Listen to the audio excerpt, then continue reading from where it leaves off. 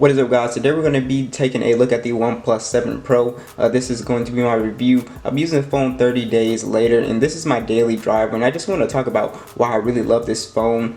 So let's go ahead and get started with the hardware. You have a glass and metal design, triple camera setup, power buttons on the side with a little mute switch with the volume rocker. Down below you have the speaker, the USB Type-C, and you also have the SIM tray. Now you've got a huge 6.7 inch AMOLED display. It's a fluid AMOLED display is what they're calling it, and it's a 90 Hz display. But just to give you an idea of how big this phone is, you can actually put the G7 like right inside of it, and it's just a big phone. You still have a little bit more screen space, so it's just a big phone just to give you an idea of the screen. So it's a very nice display. It's a 90 Hz display, 1440p, 516 for the PPI, extremely sharp, very color accurate. So since this is such a big display, watching videos on here is really nice in 1440p, and it's just really nice, the viewing angles. Some people don't like the curved display. I didn't like it at first, but you get used to it, and it really doesn't bother you, especially when you're in full screen. You really don't notice it. You also have dual speakers up here, so you have that one speaker, and then this acts as a speaker up here, so it's really nice.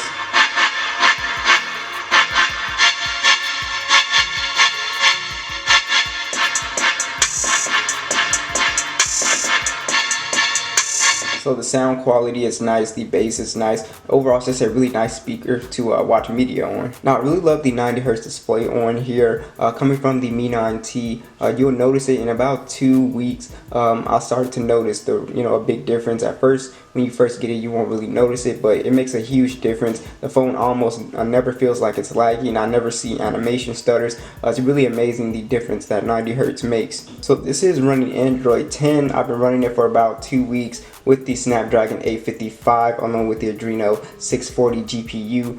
One of the things this phone is missing is SD support, so there's no SD card, which I felt like they could have thrown that in there, but you do get 128 gigabytes of storage for the base model, which I think is enough for most people, along with 6 gigabytes of RAM for this base model. Now, gaming on this phone is awesome thanks to the full screen display with the pop-up camera, which I will show you. But gaming on this phone is awesome, and when the games support 90 Hz, it's even more awesome. So you can use this as a gaming phone. It's got the latest chip. Well, used to have the latest chip. Now you have the 855 Plus, but this is still a solid gamer. You can play every game you can imagine on high, no problem. And like I said, you get a beautiful no-notch display on here, which I think a lot of people really appreciate.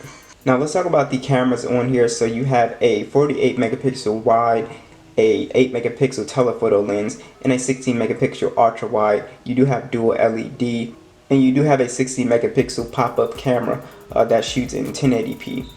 Now, as you can see from the images, it takes some pretty decent photos. Now, what I did to get even better photos out of the OnePlus 7 Pro was I downloaded Gcam, and that pretty much cleared up the image processing. The color accuracy is a little better, images are a little sharper. So if you're not satisfied with the image quality on the OnePlus 7 Pro, definitely check out Gcam, and it should fix the problems that you have. Now, it's not going to be as good as a Pixel, a Pixel 4 or even a Pixel 3 or even the iPhone 11, but it does help clean up the images. I wouldn't say the camera is bad by any means. I just think it's kind of okay. It's probably the weakest part about the phone because the phone is just so amazing.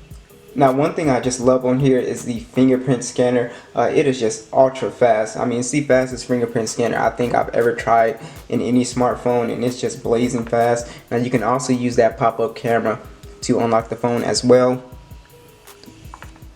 You can see that works pretty fast, no issues there.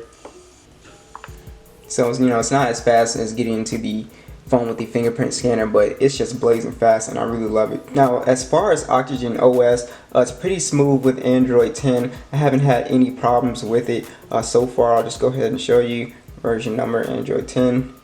So I haven't had any problems with it. A lot of people have said it's very buggy and everything like that. I haven't had those issues. So you might want to do a clean install. But one of the things that they added was the customization. I did a whole video on it if you want to see more in depth, but basically they just made it easier for you to change and customize everything, like the fingerprint scanner. You can change the presets for the colors. So if I wanted to change that to a different color up here, I can go ahead and do that.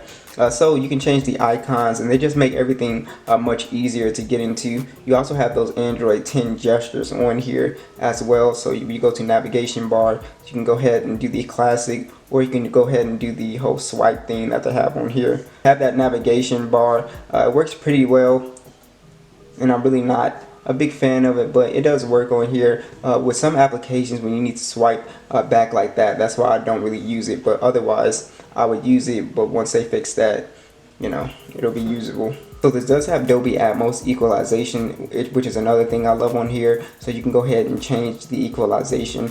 You don't have a 3.5mm jack on here, but if you go on eBay, I bought one for like $2, so I didn't have a problem with that.